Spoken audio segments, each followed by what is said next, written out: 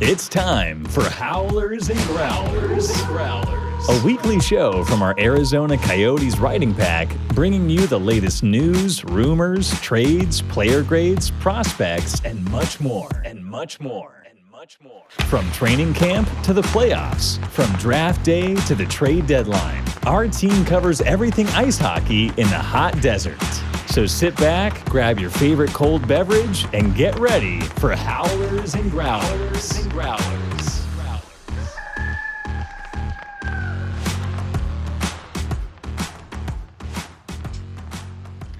Welcome to Howlers and Growlers. I am your host, Pat Brown, and we are thrilled to have you join our show for another week.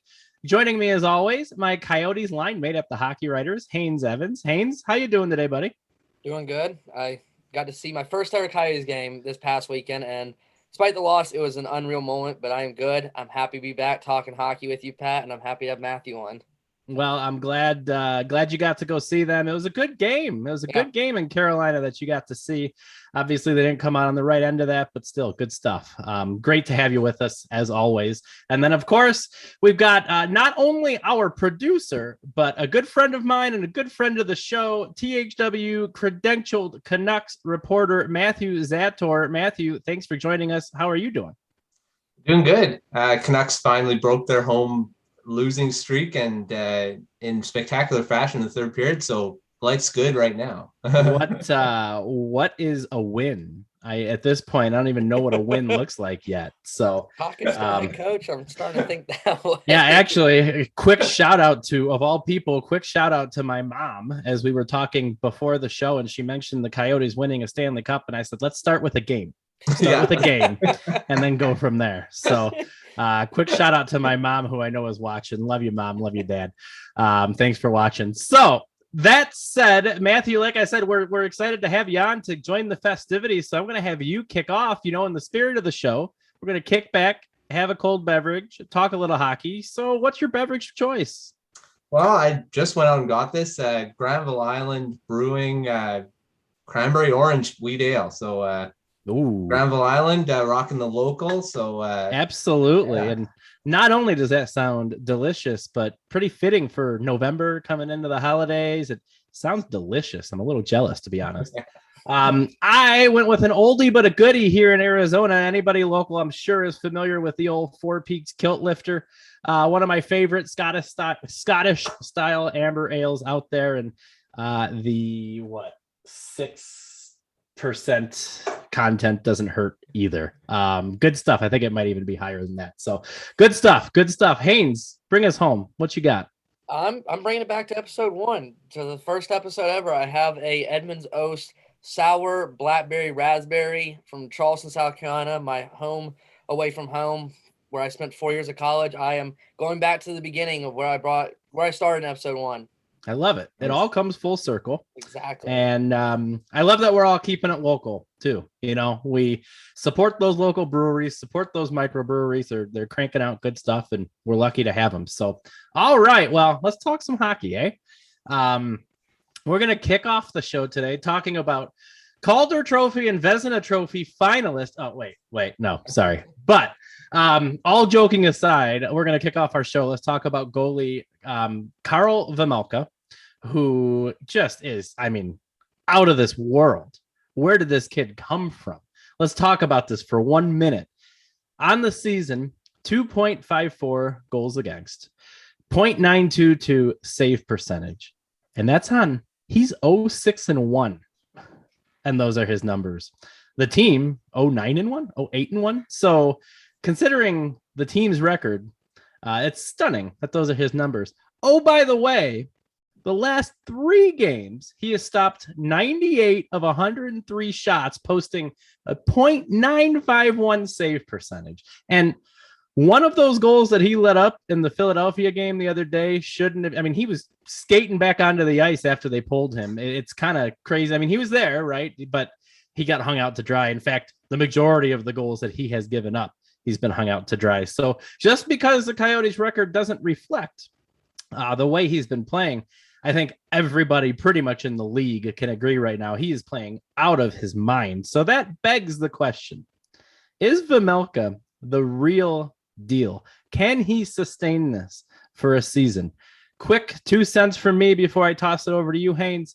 This is pretty hard to sustain for any goalie, let alone a goalie who's not getting the goal support that he needs. And frankly, not getting the defense that he needs in front of him. So I don't really think it's sustainable. If he does sustain it, no joke, he needs to have a look at least for Calder, because any games that the Coyotes win this year could potentially be a direct result for the way he's performed. So it's anybody's guess as to whether or not he can sustain it. Obviously, he's 25 years old, relatively unknown. This is his first stint in North American hockey, and he's taking advantage of the opportunity, making the most of it.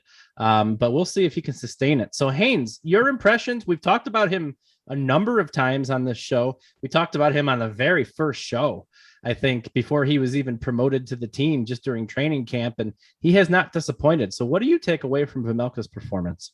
Exactly that. This kid who has spent his entirety of his career so far in the Czech Republic for the last, I don't know how many years he's been playing there for. I want to say it was around 7. He's played his whole entire career in the Czech Republic, never once stepped over North America. And I mean, he looks so comfortable out there. You're looking at a guy who, when I'm watching him, never looks nervous. Yep. You notice a lot of rookies, they come into play, very young goalies. Carhart sometimes looked year looked very shaky in net, like his nerves were getting to him. Karel Vejmelka, despite his team's performance and hardly be able to get any support, has not looked at the least bit nervous in the crease. He always looks like he's solid in net. He's zoned in. And that, despite all the losses, has got to be a big boost to a team like the Coyotes right now with their record. You got to be able to see down the ice and think, this guy can maintain his posture and really be in there stopping for. We got to help him out. If he's helping us out, we got to help him out. So, I mean, just absolutely amazing. I honestly could maybe sneak in there in the season. Like you said, Pat, if we do get a couple wins, it's most likely going to be the direct result of him. But you can't say anything negative about this kid. I think he's proven in only 7 games so far in the NHL that he could easily deserve another contract with the Coyotes into the season. Yeah, and by the way, for those of you watching at home, these are not the Chicago Blackhawks, Detroit Red Wings, whoever that they're beating up on that he's playing well against. We're talking Florida Panthers, who were unbeaten. We're talking Carolina Hurricanes, who were unbeaten. We're talking the Alexander Ovechkin, Washington Capitals. These are teams that he's putting up these numbers against. It's not chump change. So Matthew, I failed to mention it in your introduction, but you are prospect guru at the Hockey Writers as well. Was Vejmelka ever on your radar? Not to the extent of what he's done. This guy is, yes, he's behind a bad team, but that just makes it even more impressive for what he's doing, right? Not having the defense in front of him, and on very difficult circumstances. Like you said, his stats at the beginning. His wins, these no wins, but his other stats. If you put you put him in the rankings of the other goaltenders in the league, that's solid numbers. To go, playing on a team that actually has good defense, he'd have a bunch of wins. Yeah. So he's doing his job, and that's all you can really ask of him. And he's like Haynes said, he's very calm in the crease. Doesn't look like it's overwhelming for him, which is great. And that's a big thing about a goaltender, that mental makeup, right? Yep. To actually be calm in those circumstances, because it's chaos around him. All the time. Some of those saves, when you see him sprawling around, you almost get flashbacks to Dominik Hasek. And that's a heck of a comparison. I don't mean to compare the goalies, but just the way how he's had to scramble in the crease. For sure. So super good perspective. I got to throw out a shameless plug. Interesting tidbit, by the way. Myself, Jose Romero from the Arizona Republic, and Craig Morgan together, we actually conducted the first interview he ever did in English. So I like saying that he was cool as a cucumber then. Comes as no surprise, right? Considering how he performs between the pipes, but pretty cool, really nice guy, and happy for him. I hope he gets that first NHL win sooner rather than later. So we want to stay on Vejmelka for a minute, because there is a debate raging right now And I want not only your guys' input, but any of you watching at home, I want you to please in the comments, let us hear how you feel about this debate. So with Vejmelka, you hear the team, you hear Coach Turini talk, and anytime they refer to him, they call him Veggie, right? Which really falls in line with the typical hockey nickname type, phrasing, if you will, ends in E or But the Arizona Coyotes social media accounts have been calling him the Milkman, which is creative, I suppose. I'm not going to lie. I'm not a fan of the Milkman. I'm Veggie all day through and through. I think it's got a good ring to it. It's easy to write. You can come up with all sorts of fun little marketing campaigns and things like that. So I'm a fan of Veggie, but that begs the question. And Matthew, we're going to start with you. Are you a Veggie guy or a Milkman guy? I love Veggie. Milkman sounds kind of, I'm not sure I like it. But Veggie, rolls off the tongue really nice. Like you said, easy to write, easy to go with. I'm with Veggie, that's for sure. I like it. Haynes, where do you stand on this one? You a Veggie guy or a Milkman guy? I'm a Veggie guy. And, someone actually brought this up yesterday to me, and I had to do a little fact checking, but I'm pretty sure they're right. If I'm not wrong, Melker Karlsson, who played for the Sharks a couple years ago, I'm pretty sure theoretically holds the title of the nickname Milkman. So Veggie has got to be the winner there. I mean, if we can't be taking nicknames from a force, and Veggie sounds the best. It rolls off the best. Milkman sounds kind of strange. So Melker Karlsson can have it. I will take Veggie all day for Haynes, what a fantastic piece of trivia that you just dropped there. Yeah. That's phenomenal and gives even more credence to the nickname Veggie. So you all heard it here first. I have a vote of 3-0 unanimous decision. Veggie is the nickname moving forward as far as the hockey writers is concerned. And, we're having a little fun. I think it was Craig Morgan who tweeted that out first, and Go Phoenix Sports, who he works for, who he writes for, also kind of participated in that. And the response was overwhelmingly Veggie. I don't even know if I saw any votes for Milkman. So just thought we'd have a little fun. I like it. We're going to go with Veggie moving forward. That's our story, and we're sticking to it. So, obviously, Vejmelka commands all the time in the world because he's been playing the best of any player on this roster. But let's talk about maybe one other player that has impressed you to this point other than Veggie, and I'm going to start using that now. A player other than Veggie who has impressed you this year. And I'll go first really quick. I'm just going to throw out Liam O'Brien. He's only got 1 assist, but then again, if you look at the Coyotes score sheet, I think Gostisbehere leads with 5 points, and those are all assists. So it's not like anybody's popping off the score sheets. And O'Brien brings the old school grit. He brings that rock'em sock'em type play. A few games ago, dropped the gloves right out of the gate, try to get the team fired up.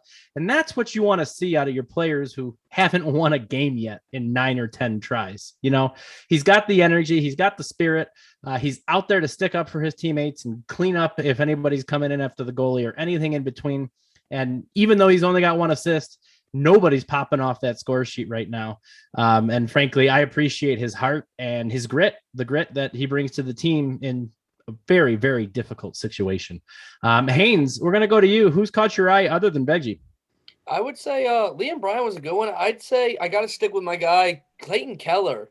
The only thing this year that kind of has, I wouldn't say frustrate me, but something that Keller is continue to show as a weakness is his mentality to want to pass first on opportunities. We saw it against Philadelphia. He did it a couple times against Carolina while I was there. He has a mentality to want to shoot the puck or pass the puck, in which, I understand that. But if you're going to be a star players shoot in those opportunities when they got the chance. And Keller has shown every year since the last 3 years at least that he's progressed in his game and his shot has gotten better, and he's making bigger plays. So in those areas, I wish he would shoot a little bit more, but Keller has been one of your bright guys. He continues to play a big role. He's always going up against the top line guys. So yeah, Keller's definitely one of those top guys that has definitely impressed me still.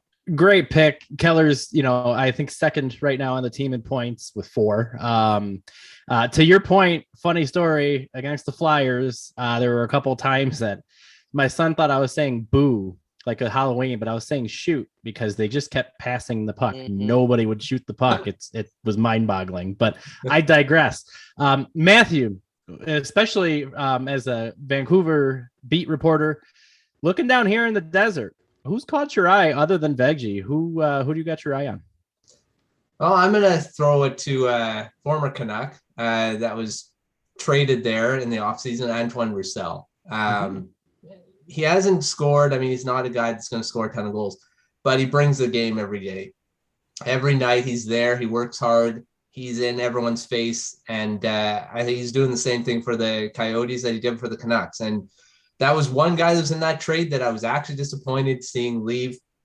Yes, overpaid maybe as a third, fourth liner, but the game he brings to the rink every day, and his personality, he's a great guy in the locker room, and I think he's caught my eye for being just who he is, and that's I'm going with Roussel. Close second is Gostisbehere. He does lead this team in scoring, and he's got a good bounce back from being kind of an afterthought in Philly, right? Yep. You got to be happy for Gostisbehere. I hope he keeps it up because this is an opportunity for him to call a little attention to his game and maybe get an opportunity somewhere else before his career is up. So I think both really good decisions. And as for Roussel, Haynes, he's a he's a man of the people too, isn't he? Yeah. He's a really nice guy.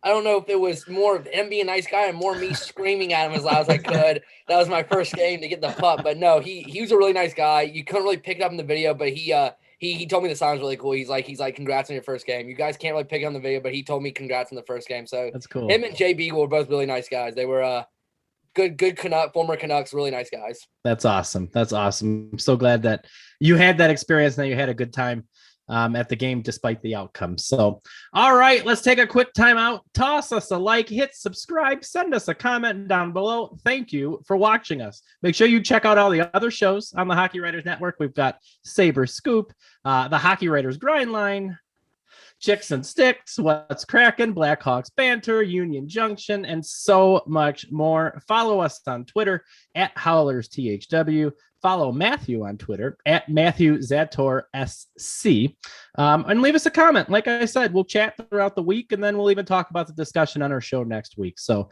thanks again for watching. We appreciate you always coming back, and really enjoy bringing this show to you. So, all right. Our bills are paid, and our producer's on the line, so we're good to film another show. We're square. Yeah. All right, good, sweet. So we're good to film another week, and let's have a little fun with the back half of the show here. So I'm gonna try out a few different new segments, and the first segment we like to call is, the glass is half full. So I want to talk about what you have enjoyed about watching the Coyotes this year, and then put your thinking caps on because it's not a very long list. But I'm going to throw out there, and I'm going to take the low hanging fruit first, guys, because I'm the host and I can do that. Kachina jerseys. And it's been fun watching Veggie develop and play and get all the accolades. And even, he's been a real bright spot for the team in a very, very challenging year. So that's what I really enjoyed watching as this team is developing throughout the year. So Matthew, we'll toss it over to you second. Your thoughts on the glass is half full. What has been enjoyable about Coyotes hockey? Yeah, it's a difficult one. When the team is losing so much, it's hard to kind of pinpoint good things. But our next topic's much easier. Much easier. But to be on the positive side,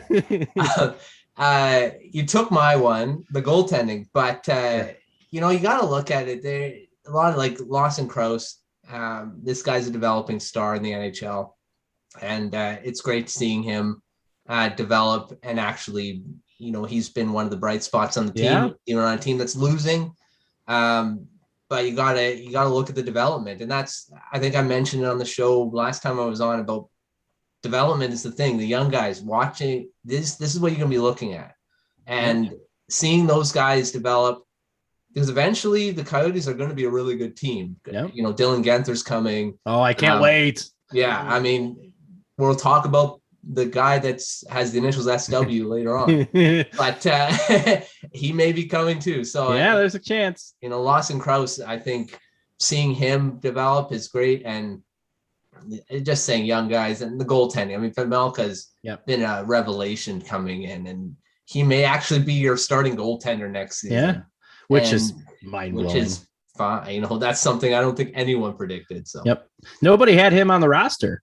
You got guys like Koronar and Prosvetov who had NHL experience, albeit very little, but they still had that NHL experience. Nobody expected to see Vejmelka. He went out, you got to tip your cap because he went out and he seized that opportunity and he's not giving it up. There may be a decision to be made when Carter Hutton's healthy again, to be honest. So interesting to see. But Haynes, I got rabbit ears when Matthew brought up Lawson Krause because you actually wrote a resurgence piece on him before the season even started. So he's definitely performing well. Curious your thoughts. What is your bright spot for the Coyotes to this point this year? I think the bright spot is I kind of have two. One is seeing just the growth of our prospects in the AHL. Guys like Liam Kirk, who's off to a great start this year. I mean, guys like Cam Deanan, who's obviously up in the NHL now, but he's been playing well. Cam Crotty. There's so many guys on the HL getting those shots down there and really shows a promising future for us. But not only that, the second one's it might be a little weirder one for people, is just despite the losing, the team always, and what I see afterwards during practice the next day, following 2 days on the road trip, they always look like they're still in a good mood. It's easy to, not be having a fun time and not be enjoyable experience when you're losing. But these guys continuously in photos look like they're having fun still. I mean, they're frustrated just like we are. Of course. But, they want to win as well too, but they're not letting it break their spirits. And that's something that's positive, is just to see that they're still having fun despite the fact that they still haven't been able to find that first win yet. Yeah, we'll talk about the proverbial tank in a few minutes, but no teams really go out there and try to tank, especially the first 10 games of the season. They're out there trying to win. Coach Andre Torini admitted as much in the last press conference that they're incredibly frustrated because they're getting to the third period in scoreless games and they're not scoring goals. So before I go any further on that, we'll just go ahead and move on to the next segment, because our next segment is called The Glass is Half Empty. And I would almost say the glass is almost completely empty right now in this segment. But what have you not enjoyed? This is a little bit easier to pick out. And again, because I kind of alluded to it and I pulled it up right in front of me before the show, let's talk about the Coyotes being shut out 3 times already. They've only scored 13 goals this year, last in the league by at least 4 or 5 goals. 2 of those shutouts came in the last 3 games, and all 3 of those shutouts have come in the last 6 games. Now, they've been against very, very good teams, let's be clear, but that's no excuse. These are all professional hockey players, and the lack of scoring, the abysmal special teams play, power play is 8%. 2 for 25 is their power play right now. So my glass is half empty, or my glass is shattered, however you want to look at it. Their lack of offense is just very, very, very tough to watch. So Haynes, let's get it over to you real quick. Your thoughts on glass is half full / empty / obliterated. I'm gonna just take the easy one, losing. I mean, it's fair. Not fun. I mean, we've talked about it. We've all kind of accepted we knew losing was going to come, but did we think in the first 10 games this team's going to be completely winless? I didn't. I know some people may have thought it. I wouldn't have thought they would have been. I would have thought maybe a win or 2. I wouldn't have thought completely winless in the first 10 games. I'm kind of getting that vibe of Tocchet's actually first year. Rick Tocchet. Started the season 0-12, 0-13 before we beat Philadelphia to win our first game. And the only thing there that just doesn't I can't wrap my mind around is this team is much worse than that Tocchet team that played that first year. And yes, like we said, we knew we were going to lose. But at the end of the day, you want to see us win. I mean, you want to see the team win, especially after losing this many games, and we're the only winless team left now. You want to see them win a game. It's just it's frustrating now because you want to see them at least win. Well, I will say I do think the Anaheim game presents the best opportunity, though. Anaheim's scoring a lot of goals this year. For me. Anaheim's given up a lot of goals as well, but Anaheim is scoring a lot of goals this year. So that'll be interesting to see. So Matthew, all right, you've got your pick of the litter now. I know the first one was hard, but we made it easy on the back nine. So what has been just painful to watch for Coyotes hockey this year? 2 words, Phil Kessel. This guy's supposed to be a star in the NHL, and on a team that's, admittedly they're a bad team, but shouldn't he still be noticeable and actually producing something? And I've watched Phil Kessel on other teams. He can be a star. He can be a guy that can be counted upon for goals and production, but he's probably be out of here, out of Arizona by the deadline. This guy's gone. But having said that, he should still be playing hard for a team that, needs his veteran leadership, his goal scoring. And that guy, I think, I don't know. I'm surprised on his lack of production.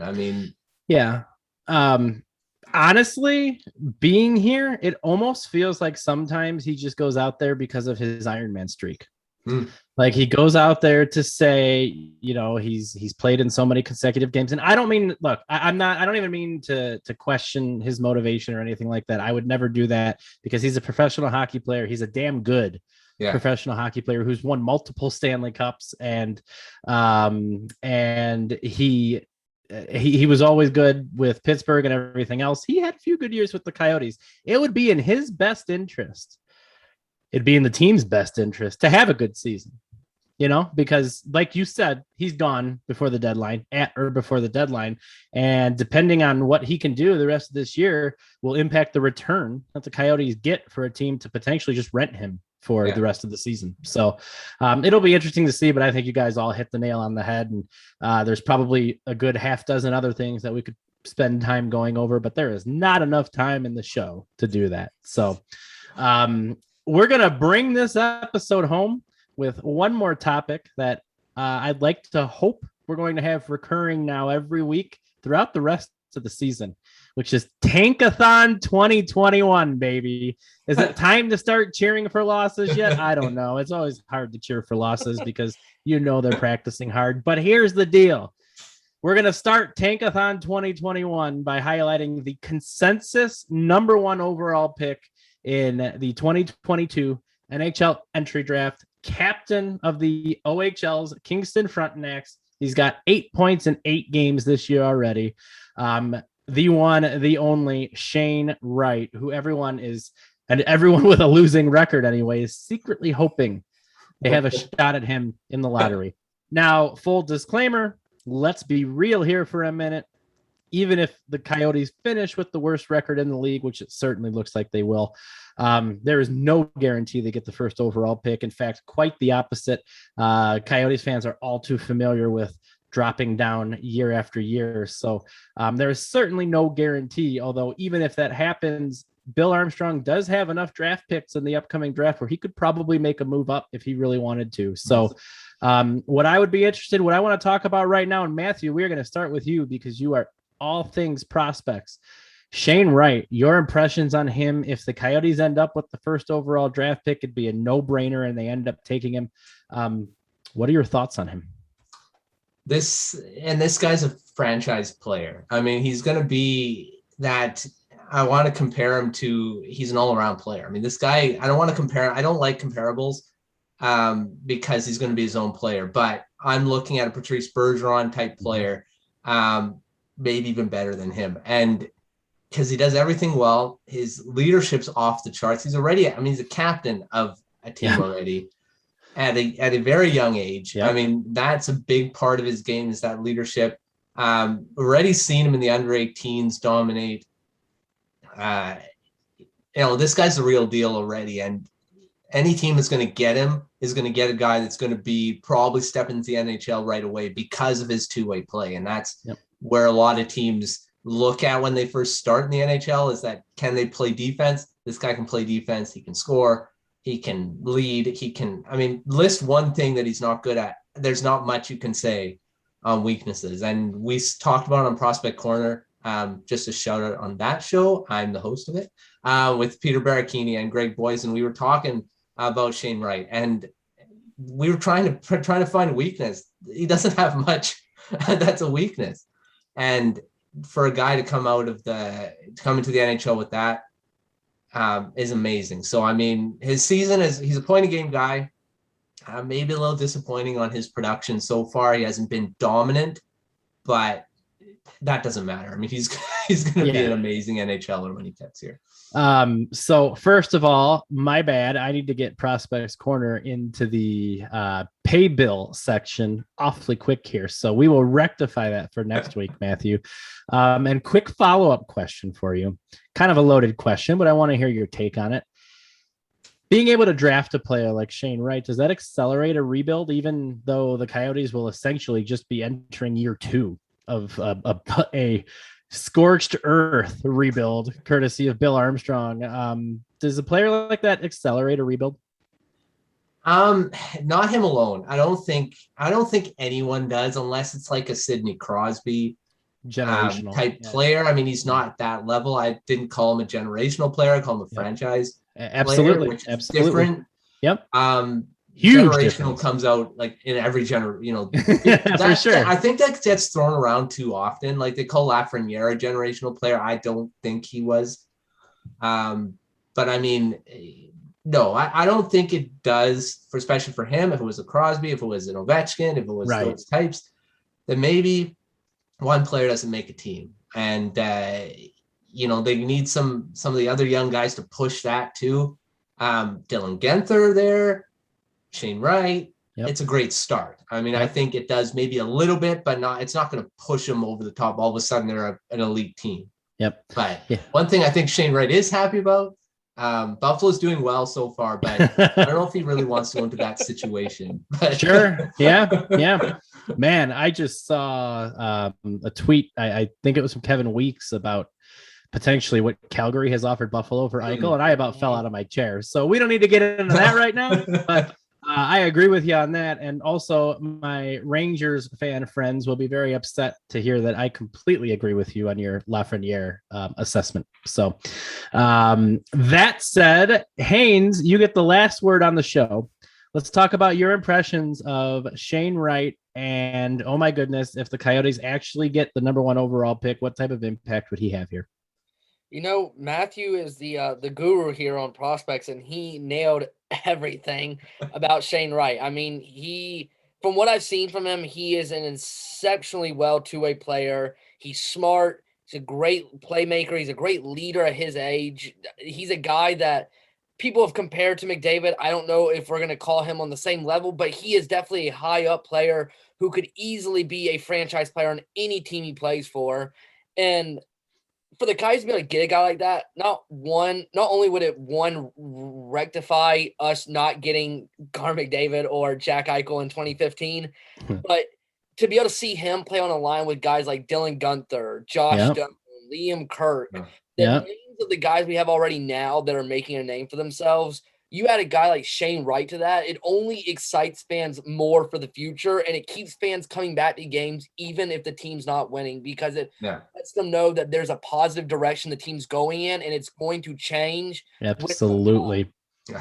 Yeah. The gospel according to Haynes right there, because you hit the nail on the head. Butts in the seats, right? Which has always been an issue in Arizona. Let's be honest. It's not known as a hockey town. Understandably so. It's the middle of the desert. But my God, 26 years, and this town has really never even had a great contender to cheer for.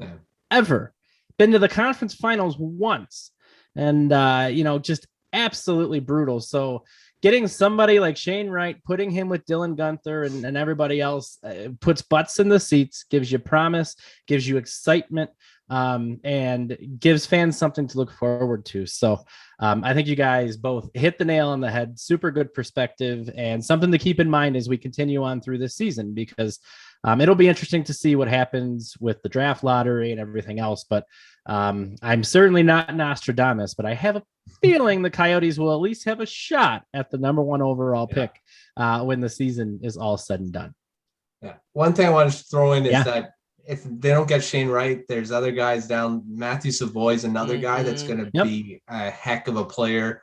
I mean, even if they don't get the first overall, they're going to get a great player to put into this prospect pool. So it's not all dark clouds if they don't get right. Oh yeah, you're foreshadowing Tankathon 2021 discussions throughout the rest of the season. So I like it, Matthew. Well done. Good stuff. That's our show for today. Thank you so much, everybody, for joining, for watching us. We love that you come to us for your Coyotes hockey, news, rumors, all that fun stuff. Don't forget to like, subscribe, comment, follow us on Twitter at Howlers THW. Follow Matthew on Twitter at Matthew Zator SC. Thank you so much for joining us. Enjoy your cold beverage, and we will see you again next time. Cheers.